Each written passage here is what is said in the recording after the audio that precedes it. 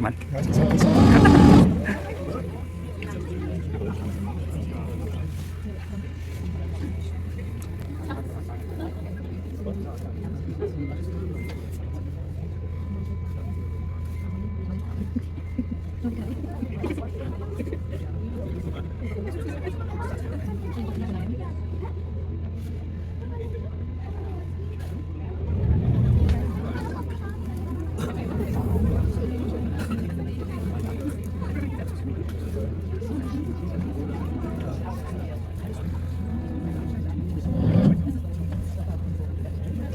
Good afternoon, ladies and gentlemen, boys and girls. A warm welcome to sunny Falkirk and the Falkirk Wheel, the world's one and only rotating boat lift. And welcome on board the massive vessel Antonine here. My name's Brian, I'll be a member of your crew here today. Let's come at the back there is Gary, all the way to Gary. Gates are just closing here at the back, and then it's our intention to exchange places with the tug gondola directly above your head here. Ooh. Once we get to the top, the gates will go down, we'll sail along the aqueduct through the pinch point, underneath the Antonine Roman wall, the very centre of the Roman Empire here in South Scotland, built 142 AD, it's also a UNESCO World Heritage Site. And then we'll sail through Roughcastle Tunnel, which is named after a Roman fort, 10 minutes walk through the forest here. Onwards through to the South Basin, we'll do a slight turn there, and you'll see the lock gate to go up onto the Union Canal. If you weren't aware already, it's a Union Canal at the top, goes all the way to Edinburgh, and the canal to your rear is the Forth and Clyde Canal, the world's first coast-to-coast ship canal. Gotta be careful how I say that. We're not designed to go up onto the Union Canal there, so we'll do a quick bit turn, we'll head back to the top gondola, where I'll come back and point out some of the viewpoints we can see, and then answer some of your many questions. So just let yourself some thinking caps on now, alright? But before all that happens, safety first. Since we're on a passenger vessel, I'm obliged to point out some safety features. It's not to scare or alarm anyone, just something required to do by law. If you can all just check on your seats right now, you can confirm the number of life jackets is 2 if we're wearing them. Right? But that's because we work outside the boat here. Now on. That's because we work outside the boat here, because you're inside, you're deemed as being safe. If you are concerned about the depth of the water, if you're not, depth of the water outside at 1.5 metres deep, but then again, so is the boat beneath your feet. So if whatever wants to come on board, do decide to, and lift your feet. But that also means that you're on a special type of vessel, you only get here at the Falkirk Wheel, because not only are you going to be traversing here at the Falkirk Wheel, but as I said, you're on a special type of vessel. Locally, we like to call it the Disney boat, because it doesn't sink. Okay? Now, we do encourage photography here on board, okay? And we have got some of the windows open. But do not stick your head out with your camera. Yeah. Your child, keep them away from the window. Your husband, keep them away from the window, right? Because we have an awful habit of some people getting pumped, and then kasploosh goes the camera phone. We're not going in for it, okay? The only time we'll ever see it again is in mid-January, when we do a maintenance period and all the water gets drained. And then if we find it, we'll collect them all up in a box and go straight down to cash conveyor, okay? So clean your insurance if that happens, but please keep your body within the boat. We've got some navigation cameras we need to see through, and if you're sticking your head out, blocking the camera, we can't see where we're going. We'll hit that iceberg, and you know how that goes. So don't do it. Alright? In the unlikely event of an emergency, please be all instructions while it's kept on crew at all times. We'll quickly pull the boat over to the shore side. Myself and Gary will be the first two off to tie it up, okay? And then evacuate your DB through one of the 6 emergency exits, which are 2 in the middle, 2 at the rear. One that says captain and crew only, then immediately to my rear, but those are secondary exits because they've got steps. So we'll get you off, do a quick head count, see if we resolve the problem. If we can, we will, and continue on with the journey. One thing I would ask if we're otherwise engaged in other things, and you deem it very necessary to evacuate yourself, please get off on the same side as we've tied up against. Commonly known here in Scotland as the dry side. Okay? Right folks, so once we get to the top, I'm going to play an audio presentation for you that's going to give you a good overview of the wheel, how it came to be, how it all works, and a lot of history context. But please, have a think about some questions for me on the way back, okay? Also, we're going to look around the valley to make sure you see if you can spot the kelpies and a few other landmarks within the Forth Valley here. But if you'd like to learn more about the wheel and the kelpies at your own leisure, then why not buy the Falkirk Wheel Daybreak? Costs £5, we take cash payments. If you've got a card and still want one, oh, I'm being told that the card machine now works, okay? See Gary there as he comes through. Take cash and card payments at £45, okay? So we're both going to rob your plane. Otherwise than that, sit back, relax, enjoy the journey, see if you can spot the kelpies, and of course, have a really good time. Thank you. Thank you. Going up, we're going up. Yeah. Going up. We're mobbing. Moving.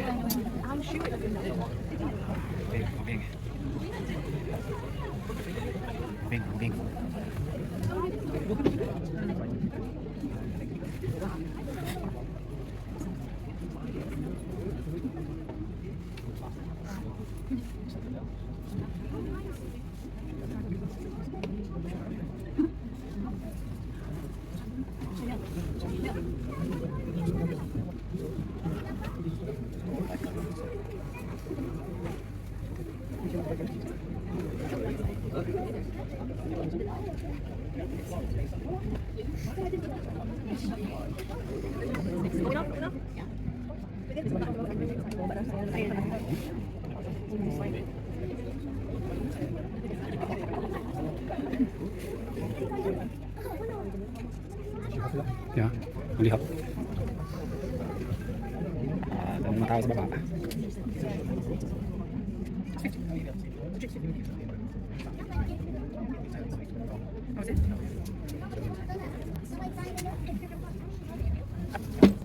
Sorry po. It's okay.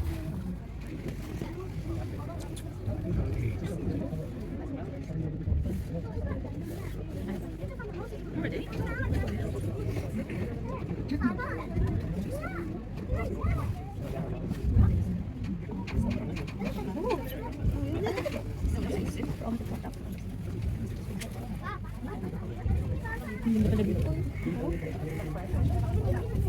Pala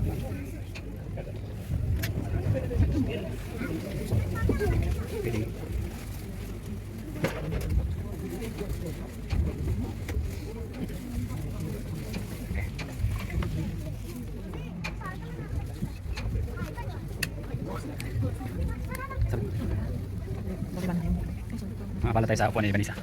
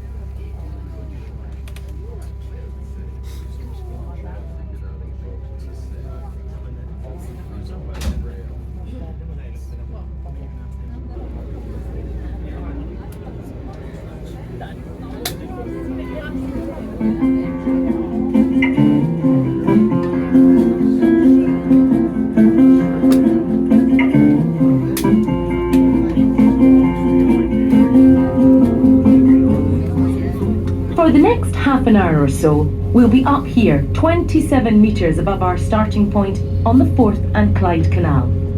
We're now moving at 4 miles an hour over the reinforced concrete aqueduct. There's just over 100 metres between here and the tunnel, dead ahead of us. We'll go right through that and turn around before heading back and taking a look at the view that's right behind you now. You might have noticed that there are 2 tourist boats in service at the Falkirk Wheel, each with slightly strange names. Archimedes and Antonine. Did you see which one you are on today when you got on? Those special names were chosen for a reason. They're both important parts of the wheel's identity. First, Archimedes. He was a scholar and mathematician in ancient Greece who discovered something that's very important for the operation of the wheel. Any floating object displaces its own weight of fluid. Okay, that might need a bit of explanation. Archimedes' principle says that when an object is placed in water, for example the boat you are sitting in now, it displaces its exact own weight in water. The amount of water that moves out of the way to make room for us is equal in weight to the boat itself. That might sound quite simple, but it's actually really important for the smooth operation of the Falkirk wheel. Each gondola, that's the big tub of water we just travelled up in, holds 250 tons of water. When our boat sailed in, we pushed about 60 tons of water. That is the weight of the boat and its fuel and all the people in it, out meaning that the gondola then had 190 tons of water and 60 tons of boat in it. So the contents of the gondola still weigh 250 tons. The clever part is that the other gondola will also weigh exactly 250 tons as well. We are evenly balanced with them. And that means that it only takes a tiny bit of energy to get us moving around the central core of the wheel. We're balancing each other out. So while you might think it would take a lot of energy to lift 250 tons of steel, water, boat and even you up the 27 metres we just came, it actually took just a small push. About the same amount of energy as boiling 8 electric kettles. That's enough for a cup of tea, each for everyone on the boat. We haven't got time for a cuppa now, but you can get one down at the visitor centre afterwards while you watch the wheel going round again. Another really clever part of the wheel are the cogs. You can't see them as they're inside the workings, but these huge jagged wheels and sensors stop us from tipping over as we move up and down around the wheel. When the designers were putting the plans for the Falkirk wheel together, they were confident it would work on paper, but they weren't exactly sure. This is the first rotating boat lift in the world after all. So to test their theory out, they built a small-scale model out of Lego to see how it went. Fortunately, the principle worked and the design was commissioned. As we get close to the tunnel ahead, you'll note that we're in a rather charming landscape. At some times of the year, the pool to your left is home to herons. The canal system stretching across Scotland is home to over 30 varieties of aquatic plants, 15 species of mollusk, over 30 types of water flea, and even freshwater sponges, plus the ducks and swans. It's been known for fish to swim into the gondola at the bottom and travel up to the Union Canal with us. Of course, they displace their own weight too. And there are footpaths here as well, leading up into the woods. You can walk along these later if you like.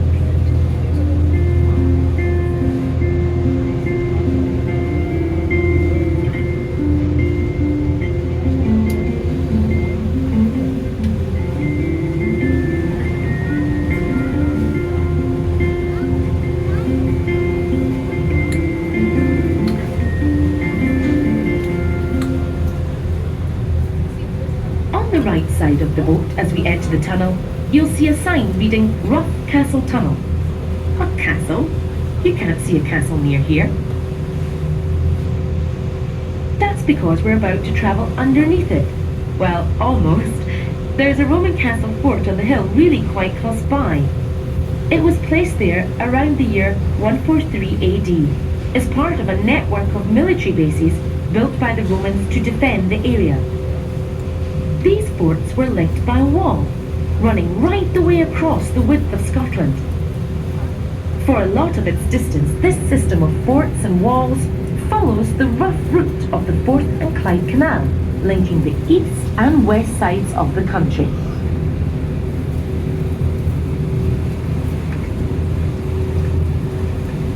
Only the canals were designed to make transport and communication across the country easier. The castle forts were built by the military to control people and keep them out of the northern border of what was then the Roman Empire. Now you'll almost certainly be aware of another Roman emperor, best known for his wall in northern England. The wall above you now wasn't built by Hadrian though. It was constructed during the reign of Emperor Antoninus Pius. It's known as the Antonine Wall, and that's the name of our other boat, Antonine. Skip forward 1600 years, and this landscape, instead of being a conflict zone, was one of rapid industrial expansion.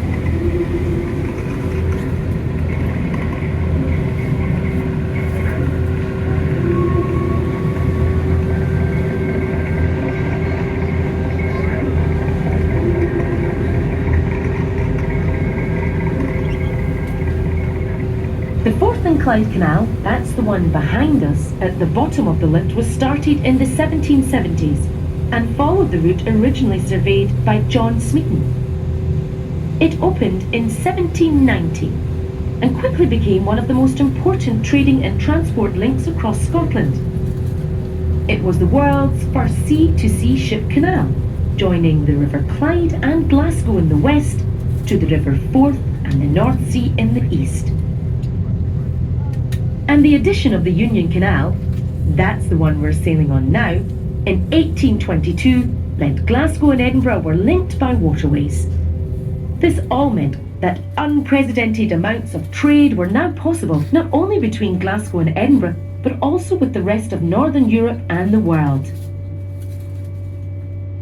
In the 1830s, 200,000 people each year travelled between the two cities. One operator offered the express service in just 7 hours on swift passenger boats. There was, apparently, a scythe projecting from the front of the boat that would cut through the tow ropes of any slow-moving vessels that refused to give way. Getting between the two canals still required the use of a lock system though. A few kilometres to the east of here, there was a flight of 11 canal locks with a fall of just over 3 metres each. Each had to fill with water in turn to raise traffic up to the Union Canal so it could travel on to Edinburgh. For a time, this was the golden age of the canal, and waterways were almost the motorways of the day. But with the rise of the railways, the decline of the canals was almost inevitable. The closing of Grangemouth docks to the east of here as a security measure during the First World War heralded the start of the end, and by the 1960s the canals were left abandoned, unused and falling into disrepair.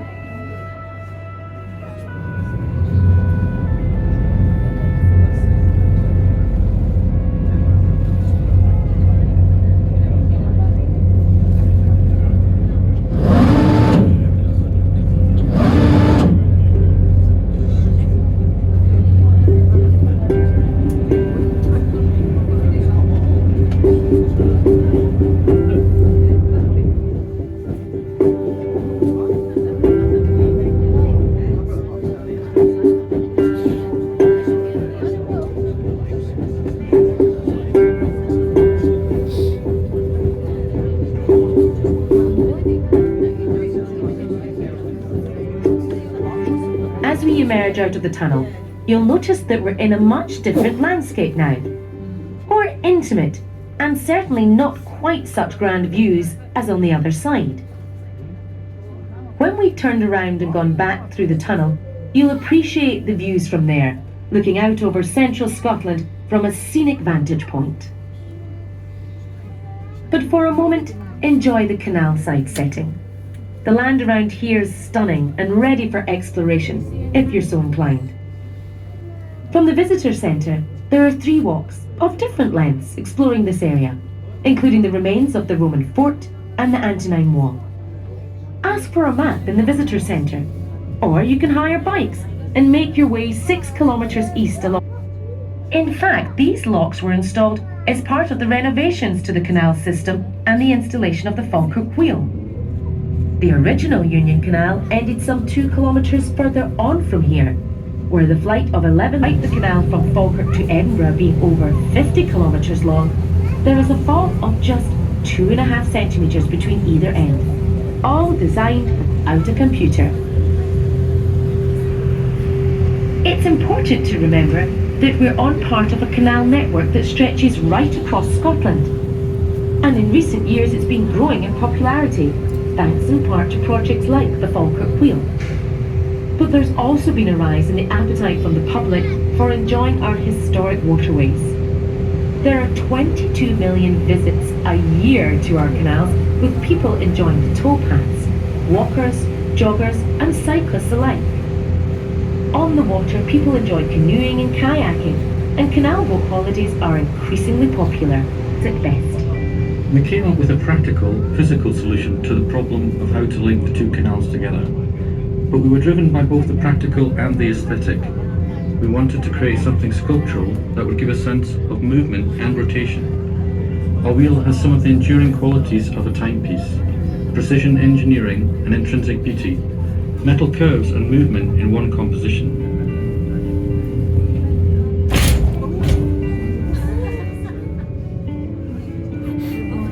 Sumasayad. Bigat ata masyado. Dami kasi daw natin kinain.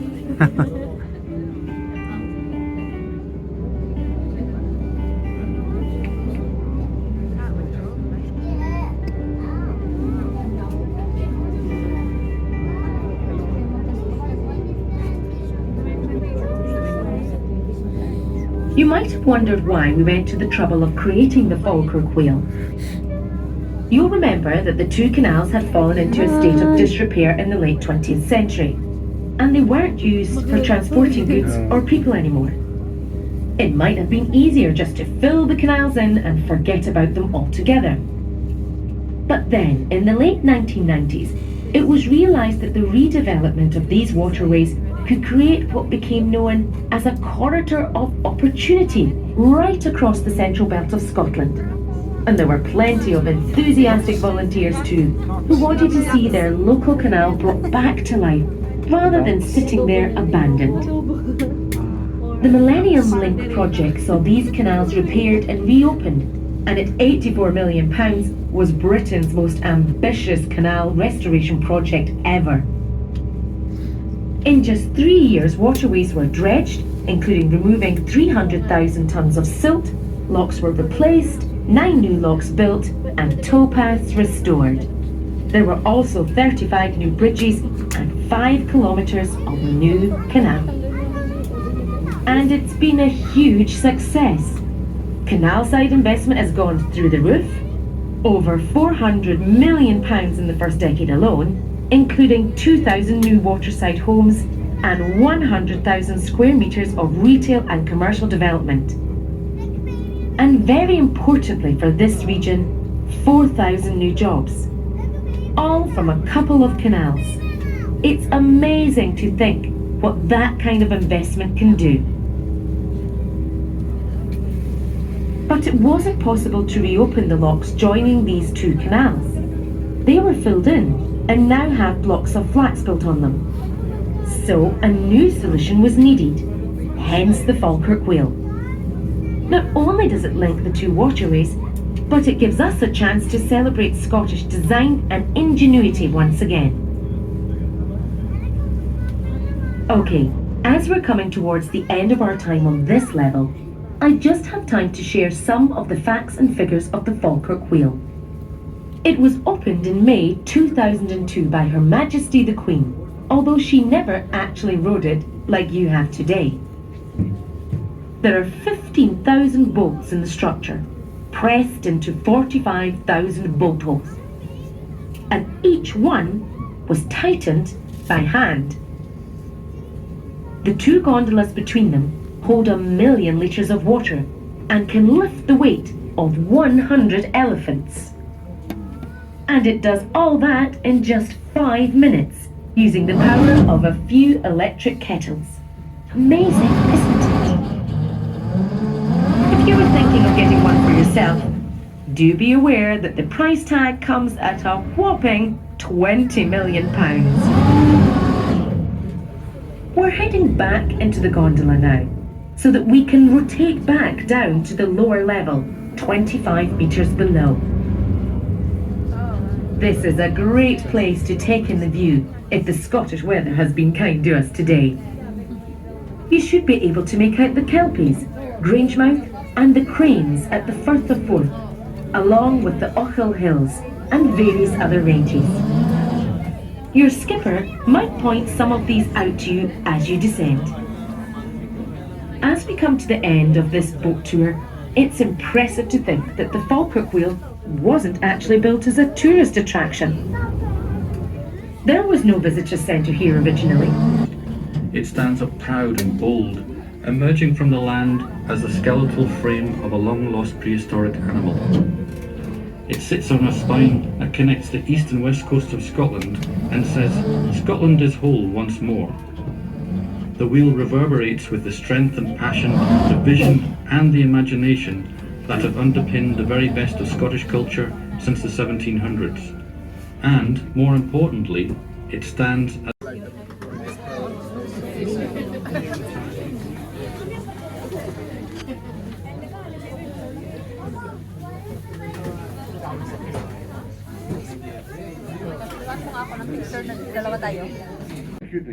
where the world's longest furniture sale has been happening since the 1980s. Okay? Where the White Houses are, that leads off to where the city of Stirling is, the Battle of Bannockburn site and the Wallace Monument. You can Go inside, we go outside.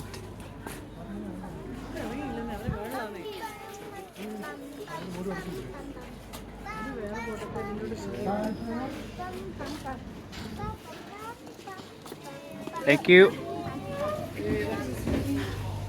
Dito tayo gilid sa ano? Dito tayo kas, pagilid. Dito na tayo. Dito na. Sige, doon ka. Kailangan ka doon. Saan kami? Dito yun eh, Jim doon. Diyan nga ako, please. Oh! Okay na. Yeah, then send the inside.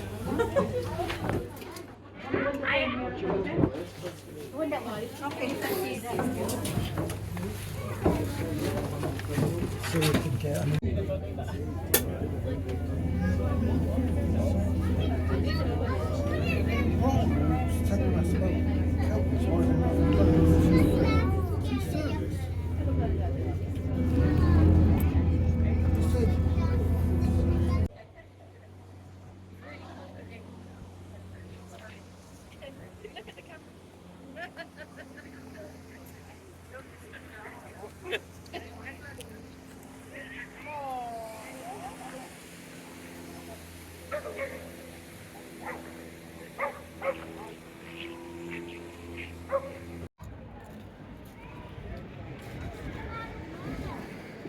Oh, Frankfurt.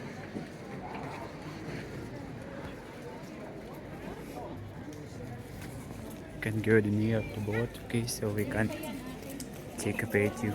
This one. That's the boat. They have a lot of chairs inside, so you can go there. Outdoors and more there.